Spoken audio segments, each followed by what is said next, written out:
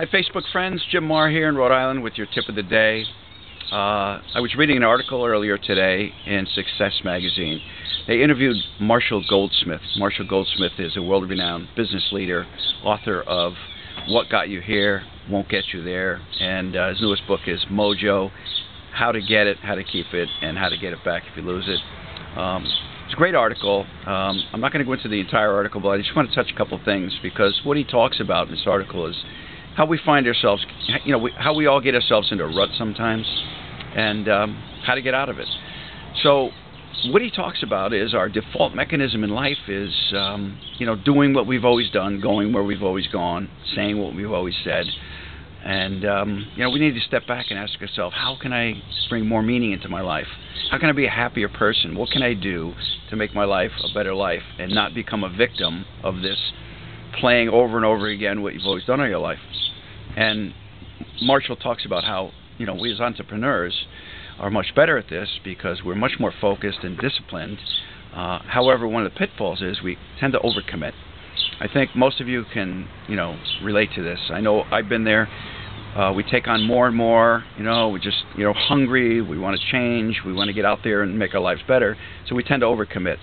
And this is one of the things Marshall talks about, overcommitting and getting to the point where you're exhausted and you find yourself, in a rut.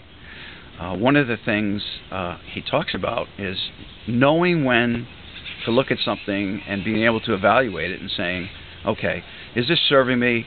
I've dumped an awful lot of time and effort into it, but know when to cut your losses, know when to move on, and, trim the fat, so to speak, in your business world. That's one of the tips Marshall talks about, and I think it's so important because many people, I see a lot of you out there on Facebook talking about how, you're stressed, you're overwhelmed, and believe me, I felt it. And it's not always an easy decision to let something go, but believe me, it's good to know when the time to let go is. The other thing is, don't put things off. We tend to put things off and say, well, I'm going to work this really hard for 4 or 5 months, and then I'll take a few weeks, and I'll sit back, and I'll relax, and I'll look back and say, okay, where can I organize myself better? Where can I focus better? No.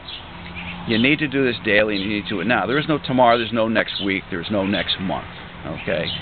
Just like losing weight. You don't say, okay, well, I'm going to read this diet book and that diet book, and then 5 months from now, I'm going to learn how to take control of my weight. No.